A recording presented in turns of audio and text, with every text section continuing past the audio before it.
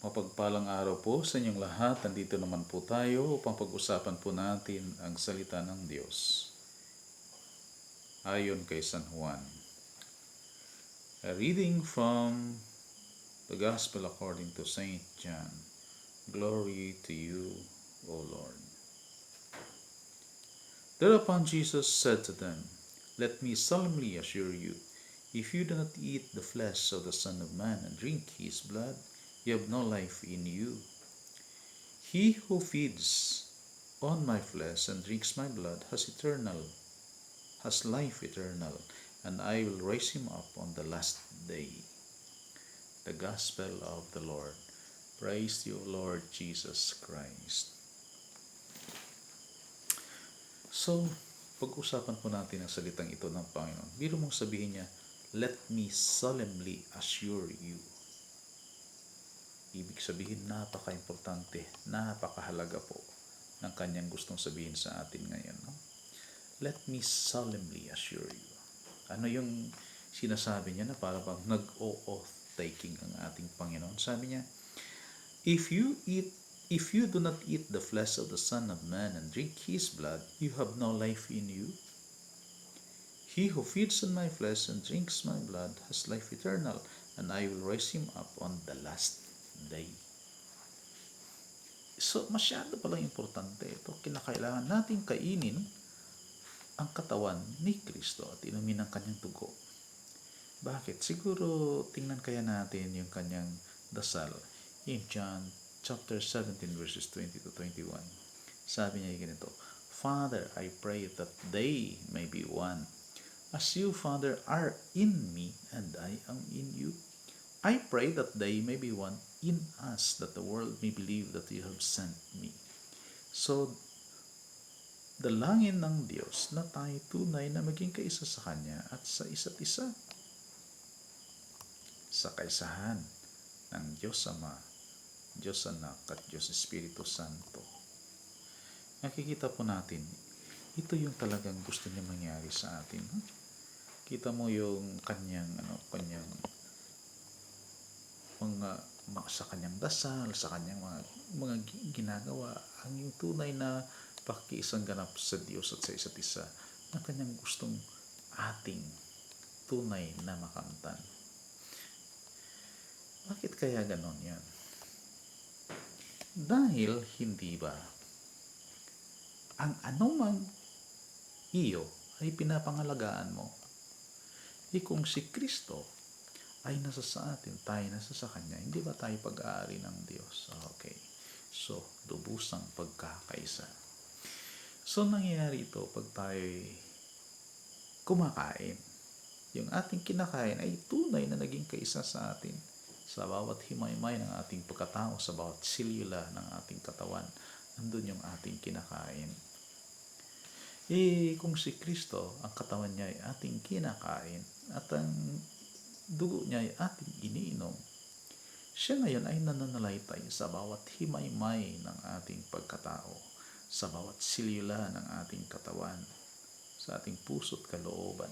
So, yung kanyang pagkakaisang gustong makamtan natin ay yung bawat himay-may ng ating pagkatao ay kaisa sa Kanya.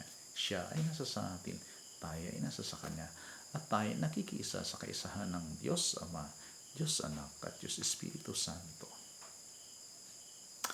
Pero kung tingnan po natin ang pagkain, ito'y nagbibigay lakas.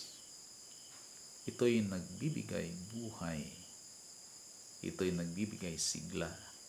Ito yung gustong mangyari sa atin ng Panginoon. Hindi lang kalakasan ng katawan, kundi kalakasan ng ating pagkatao. Biro mo, isang Diyos na walang hangganan, nagpakatao. Sa lahat ng anggulo, gusto niyang tayo maging tunay na kaisa sa Kanya. So, makikita natin na gusto ng Panginoon na tayo tunay na maging kaisa sa Kanya. Siya ay nasa sa atin, tayo ay nasa sa Kanya.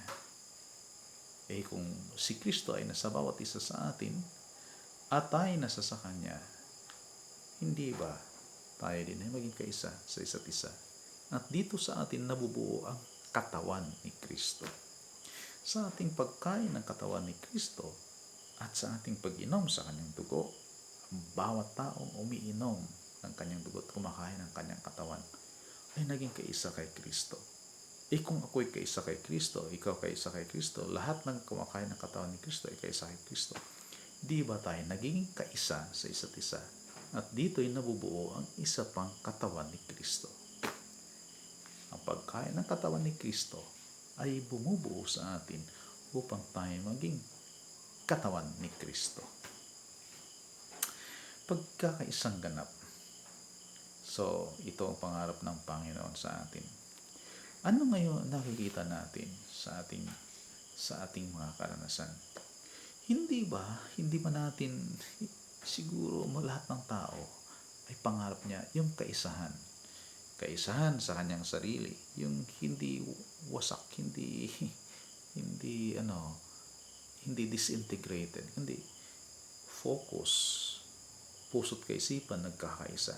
Kaya hindi nag-aaway, hindi nagko-contradict yung puso't kalooban ng isang tao.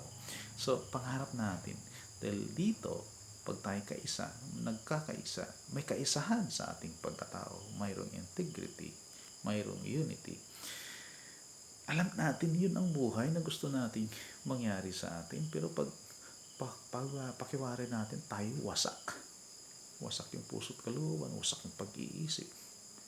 Yung sa salitang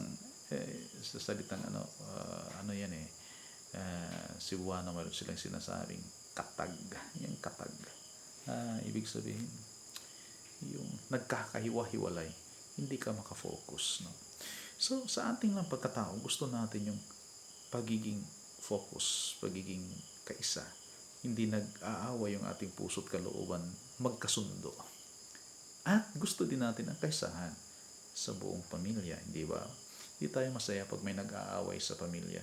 Gusto natin nagkakaisa sa ang puso't kalooban, sa pagmamahalan, sa kapayapaan.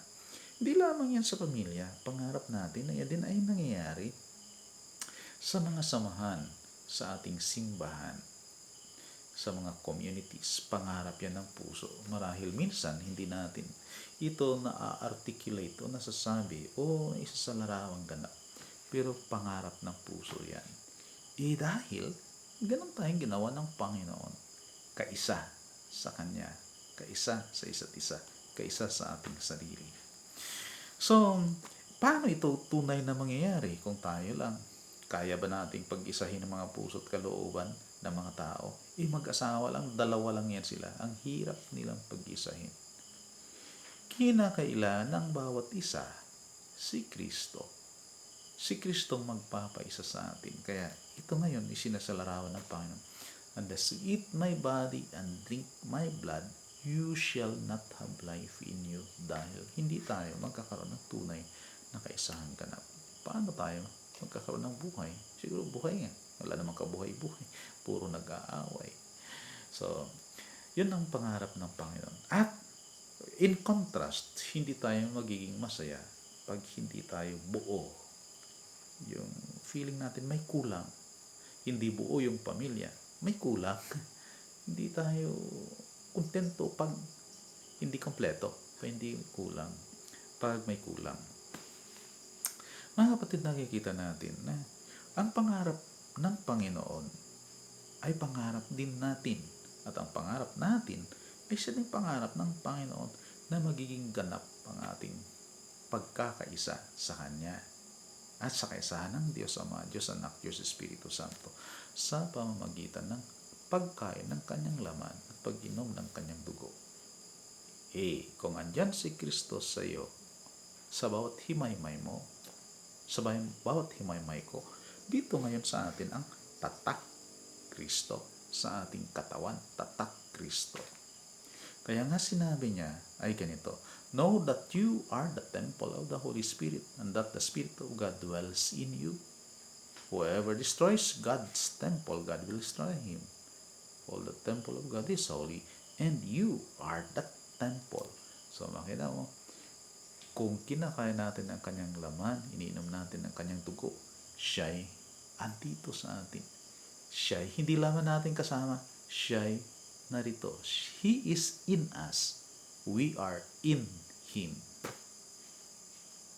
So makikita mo yan. No? So, pero hindi lamang yung katawan. Gusto ng Panginoon puso't diwa natin ay tunay na kaisa sa Kanya. Tunay na kaisa tayo sa Kanyang pananaw, sa Kanyang mga adhikain, sa Kanyang desire, at sa Kanyang gawain, siyempre. That's the completeness of being one with the Lord. So, ito ngayon, kaya importanteng malaman natin na dapat tayo ay maging kaisa. Ayan, isang paraan dyan, kainin natin ang Kanyang laman, inumin natin ang Kanyang dugo, siya yung magiging tunay na kaisa sa atin, tayo magiging tunay na kaisa sa Kanya. Ngayon tanong, saan yung Kanyang katawan? Saan yung Kanyang dugo? Saan ngayon? Alam po nyo, alam ng Panginoon, kasi nung andyan siya, nang dito pa siya, physically, tinuro niya ito sa atin, tinuro niya sa mga tao. Pero ang hirap ng pagtuturong ito. Halimbawa lang, ako si Kristo. Kita niyo ako, tao. Sasabihin ko sa inyo, unless you eat my body and drink my blood, you shall not have life in you. Di ba napakahirap na katuruan niya? Siguro, tanong niyo, magre-react kayo. Anong kala mo sa amin? Ano tawag? Kanibal? Aswang?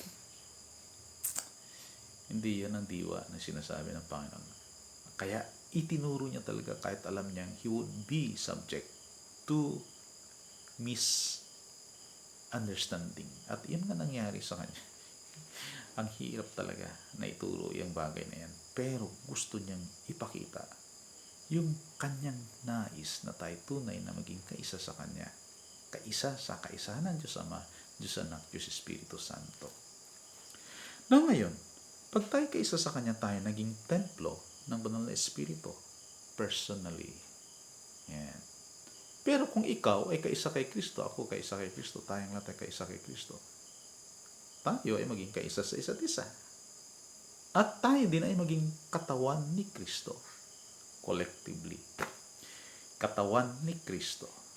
At dahil katawan tayo ni Kristo, siyempre dito sa atin nananahan ang banal na Espiritu. Katawan ni Kristo. Buhay ang katawan ni Kristo. Andun yung Espiritu ni Kristo.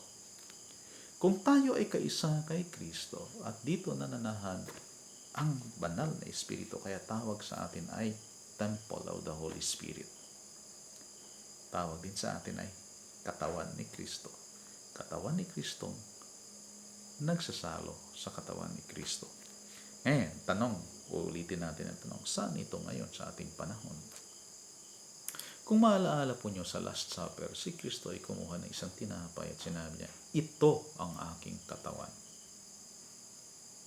Kumuha din siya ng isang kalis ng alak at sinabi niya, ito ang aking dugo. Bakit ganon yan? Tinapay na yung sinabi niya, ito ang aking katawan. Unang-una, dapat nating malaman ng salita ng Diyos ay makapangyarihan. John chapter 1 verse 1, sabi ng salita ng Diyos ay ganito, in the beginning was the Word, and the Word was in God's presence, and the Word was God. Kaya naman ang likhain niya ang buong sanlibutan, sabi lang niya, let there be light, and there was light. The power of God is He, the Word of God is He Himself. Therefore, it has the power of God in it. Kung nilikha niya, sinabi lang niya, let there be sun, moon, and star. Ganun lang. Ganyan lang. Nalikha ito sa pamagitan ng kanyang salita. Kung kumuha siya ng tinapay at sinabi, ito ang aking katawan. Hindi ba yan maging katawan niya? Father, bakit? Itsurang tinapay pa rin yan eh. Bakit, Father? Lasang tinapay eh.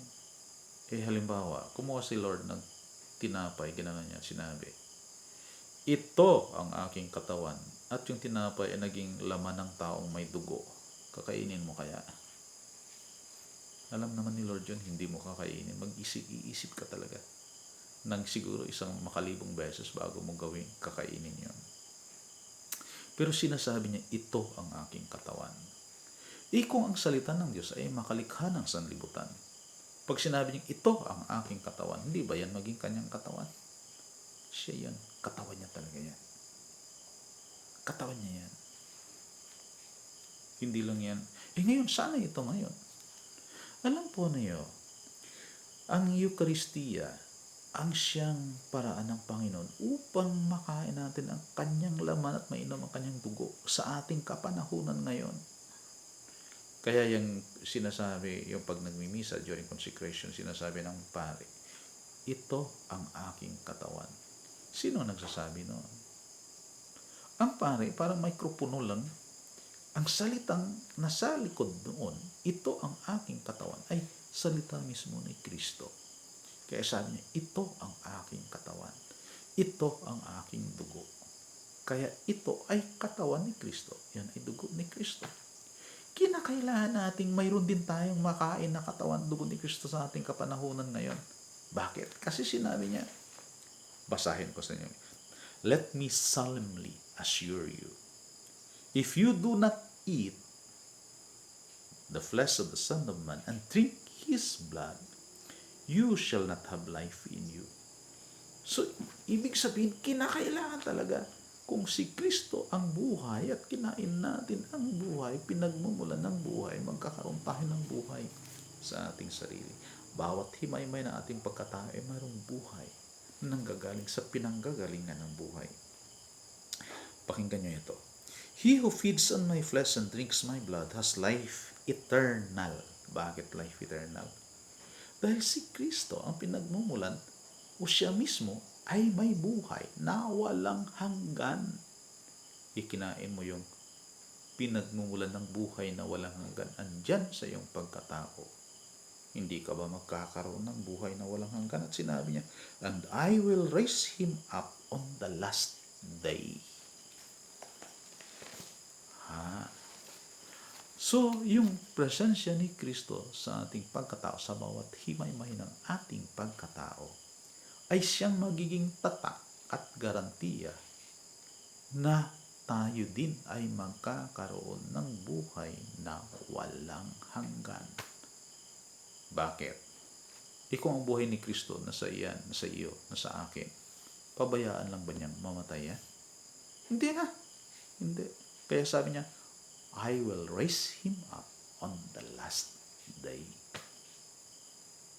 Kaya importante pala talagang kilalanin natin ang katawan ni Kristo at ito'y ating kainin.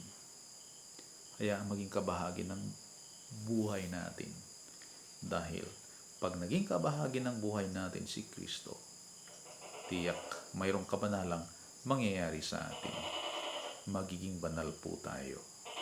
Yan mga kapatid, nakikita mo kung paanong ang Panginoon ay gustong ang kanyang kabanalan ay mapapa sa atin sa pamamagitan niya mismo na nasa sa atin. We will never be holy kung tayo lang. Pwede nating sabihin, gusto kong bumait, ngunit di ko magawa. Nasa Diyos ang awa, nasa tao ang gawa. Tama yan. Si Lord lang ang magpapabait sa atin. Siya lang magpapabago sa atin, sa ating isip, sa ating puso, sa ating buong pagkatao. Kung gusto nating maging banal, maging kaisa sa pinagmumulan ng kabanalan, si Kristo sa Eukaristiya. Mga kapatid, hanggang dito na lang po tayo. Tandaan po nyo, pakikisang ganap kay Kristo upang tayo ay magkaroon ng katangian ni Kristo. Amen. Tayo po ay magdasal. Sa ngalan ng Ama, ng Anak, ng Espiritu Santo. Amen. Panginoon, maraming salamat po sa mga salitang iyong itinuro sa amin na nakikita namin kung gaano po ninyo kami pinahahalagahan. Mga ordinaryong taong nagkakasala, ngunit patuloy po ninyong ipinabalik sa aming tunay na pagkatao nung kami iyong likhain na iyong kawangis. Wala kaming kakayahan na magbago katulad ng inaasahan po niyo, Panginoon, katulad ng kung paano niyo kami nilikha. Kayo din po, Panginoon, na may likha sa amin, ang siyang muling lumilikha sa amin sa pamamagitan ng tunay na pakikiisa mo sa amin, na kaya mong ibigay yung katawan upang maging pagkain namin. at iyong dugo upang maging inumin namin, upang ito'y manalaytay sa bawat himay-may ng aming pagkatao, sa kasuluk-sulukan ng aming puso't kalooban, upang sa pamagitan mo mismo ay magkakaroon kami ng pagbabago, ng kabanalan, ng gagaling sa pinagmumulan ng lahat ng kabanalan. Magkakaroon kami ng buhay na walang hanggan dahil ikaw na naging kabahagi ng buhay namin ay pinagmumulan ng buhay na walang hanggan. At dahil kami kabahagi mo, ikaw ay kabahagi namin. Hindi mo kailanman pababayaan ang mayroong mga tatak mo dahil kami pag-aari mo. Alam po namin, sagot niyo kami, Panginoon. Ama, lahat ng ito ay aming pinasalamatan sa inyo sa ngalan ni Kristong aming Panginoon. Amen. Sa ngalan ng Ama, ng Anak, ng Espiritu Santo. Amen.